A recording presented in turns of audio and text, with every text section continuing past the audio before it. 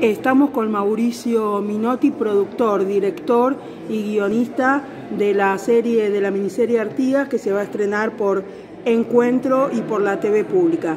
Bueno, contanos un poco de esta miniserie y cómo se te ocurrió elegir a un prócer del Río de la Plata como es Artigas, aunque más del otro lado del Río de la Plata, pero no deja de ser del Río de la Plata. Los uruguayos lo han tomado como su prócer, pero en realidad un poco lo que es el San Martín de Uruguay. Claro, exacto. Un poco lo que cuenta la serie es que en realidad el río Uruguay en ese momento no nos dividía como nos divide ahora, sino que nos unía, digamos, sí. Y ese era el proyecto de Artigas, digamos, que esto sea una gran patria grande, esa de Santa Fe, Córdoba, Buenos Aires y las bandas orientales en ese momento.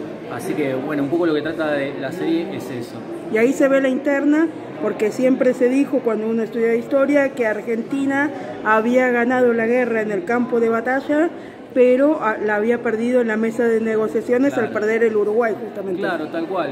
Eso fue con el Imperio de Brasil, digamos, cuando se gana la guerra, unos años bastante más, 1826 fue eso, se gana la guerra con Brasil, pero el escritorio, como decís vos, se negoció y se perdió la banda oriental, que era parte de las Provincias Unidas. Entonces, Artigas era parte de este territorio que no podríamos llamar ni Argentina ni Uruguay, era el territorio de las Provincias Unidas. Así que un poco la idea de la serie surge de ahí, de traer a este personaje olvidado por la historia argentina a propósito, creo yo, y que en Uruguay se lo conoce, es el prócer nacional, pero no se conoce fielmente la historia de Artigas. Así que un poco la idea era esa, digamos, rescatarlo, y además porque era un personaje muy cinematográfico, o sea, era para mi gusto, digamos, tenía todas las aristas y todos los conflictos de un personaje que merecía una película o una miniserie. Y te pregunto, en tu triple rol, sí, porque fuiste guionista, director y productor, sí, ¿cómo lograste compaginar eso? Porque supongo que como guionista y como director querías contar la mejor historia, sí, y como productor estabas pensando cómo hacer para poder hacerlo, para que no me sea demasiado costoso, cómo filmarlo y que parezca Paraguay o Uruguay. Claro, cuando empiezo a guionar, trabajo con la cabeza en la producción y la realización, o sea, el guión está pensando en la producción y la realización. Cuando estoy como director, estoy pensando también como un director que piensa la producción. ¿Y cómo manejas la transposición? Porque los que estudiamos algo de medios sabemos que no es lo mismo, es imposible ser fiel a una obra literaria, porque al pasarlo a cine, televisión o el género que sea, no se puede hacer fielmente, no se puede hacer una novela de 500 páginas sin acortar, porque duraría, no sé, 3 días. No, uno tiene que hacer un recorte, elegir qué va a contar, desde qué punto de vista. Ese es el sacrificio, entre comillas, que uno tiene que hacer como director o como productor. Y decir, bueno, miro, de todo esto me interesa trasladar este espíritu a la pantalla.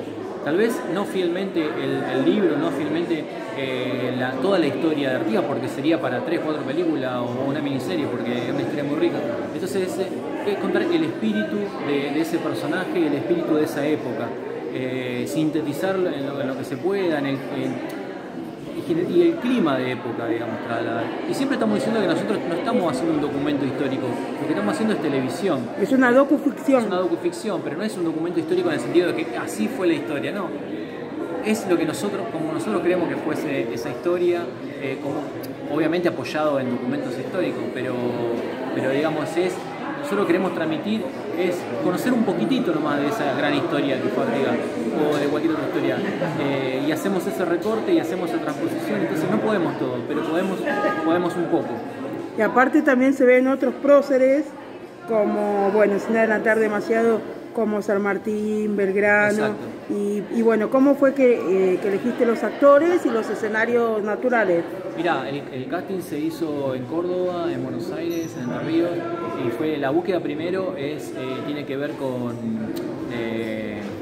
digamos, con los parecidos, pero después, sobre todo, lo que buscábamos eran actores que puedan sostener esos personajes, actores que puedan transmitir ese espíritu de época. Y bueno, se hizo un trabajo muy muy grande de casting por todo el país y sobre todo trabajo de dirección, ¿no? ¿Y cómo conseguiste, por ejemplo, un indio, aparece sí, en la serie, un indio, sí, bueno, después de esclavos, sí, etcétera?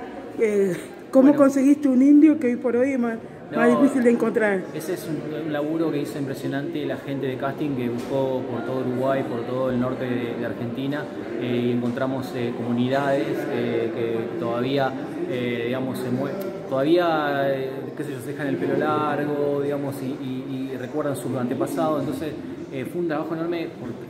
Los indios y los esclavos son de Uruguay, de Gualeguaychú, hay uno que es de Colombia. Entonces, bueno, sí, fue un trabajo de casting monumental. Y también hay un americano.